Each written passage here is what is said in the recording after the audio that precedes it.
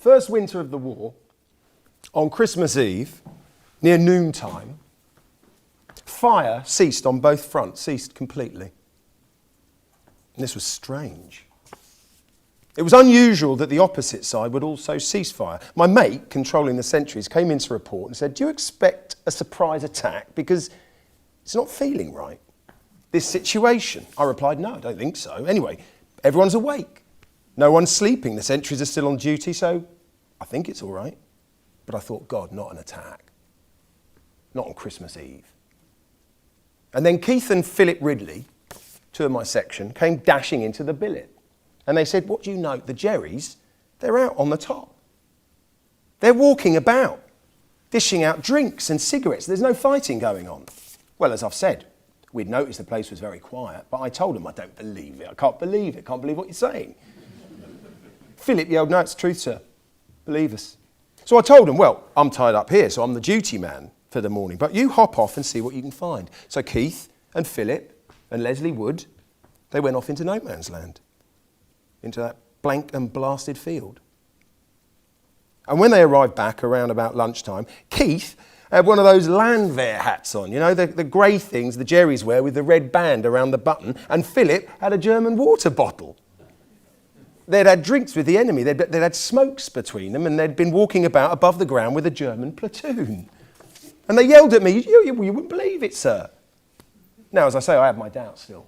I thought, was it a ruse, a trick, a lure?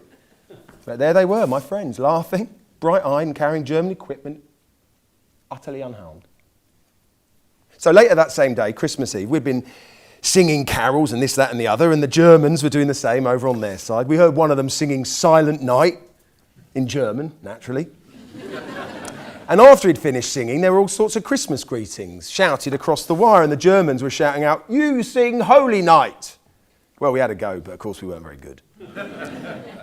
And then they began to say very clearly, I remember this, "Meet us. Meet us. Come on over into no man's land." Well, after a time, they allowed it.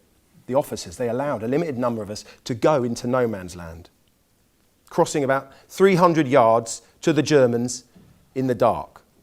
Cook fires, the only markers of progress that should have meant certain death for everyone.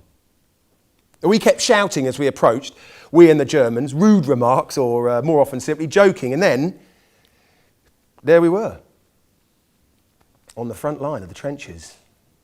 And suddenly we're walking around amongst each other.